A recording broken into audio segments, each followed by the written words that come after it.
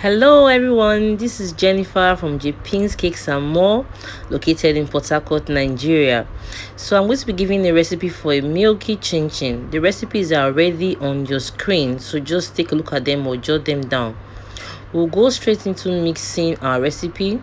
We'll pour in all our dry ingredients. We'll pour in our flour, our sugar, our baking powder. You can pour in baking powder before mixing or whichever way, but all your dry ingredients should be poured in and you mix properly together very well. Then you add in your butter. With this you can use your hand or your spatula, which are normal gari toner or local gari toner in Nigeria. You can use it to mix your flour together, or you can also use your hands, but properly wash it very well before making use of it. You mix it until it gets or until it forms how I call it, like bread crumbs. Yeah, that's the right word to use, like bread crumbs. Mix it very well. But if you want to make it easier on your part, because later on I saw it was taking a lot of time, so I had to drop my spatula and make use of my hands. So you make sure if you don't mix properly, your butter might not would I say dissolve or melt properly. So I later cleaned my spatula and made use of my hand. You properly mix together. It has to form like your breadcrumbs. Mix properly, rub together very well. You continue doing that. When you're done with that, you can go back to the next step.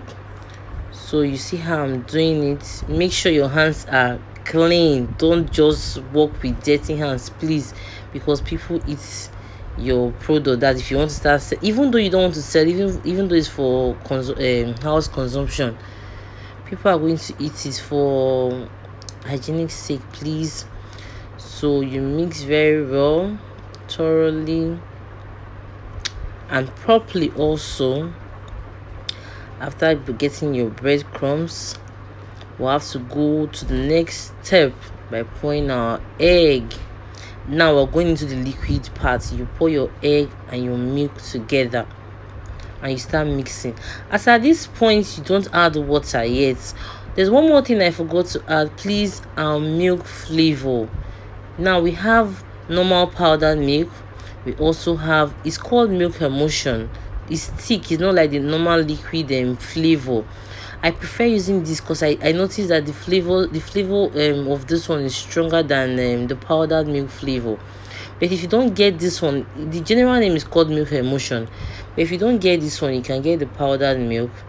So you need properly very well. As at this point I don't add water until I'm done mixing everything together. Then I'll know the quantity of water to add. If you notice well, I didn't put any amount of water because some flour structure is different from others. Water to make sure that it's not too soft, it's not too hard. But please always try to knead, almost trying to put everything together first before you start adding your water. If you watch where I didn't add any water, I just added my egg and my milk. So this is just my egg and my milk I'm trying to that I added to make it form together. I noticed that it's not forming together properly, so I added about a quarter cup of water to knead. So I'll start kneading. And how you know that you've kneaded properly or you're good to go, after kneading not definitely all, but almost all the ones in your hands that stick to your hands will clean up. Both on the bowl, it's going to clean off very well, even though not all. You can see I still added a bit of water. I used almost 1/4 cup of water here. So you need properly, when everything has your hands is clear, your bowl is now clear. If you watch whereas I'm kneading, my hands are getting clearer, my bowl is getting neater too. After that, you cover with a cling film or a kitchen towel, whichever one. You allow it to sit for 20 to 30 minutes before you can start frying your chinchin. So this is what I'm doing now. We're now going to rolling and cutting of our chinchin into desired sizes and shape.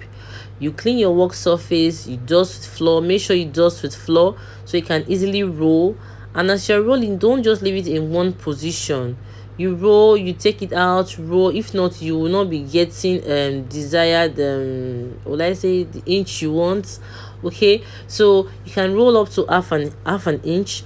After rolling, you can now start cutting into your desired size and shape.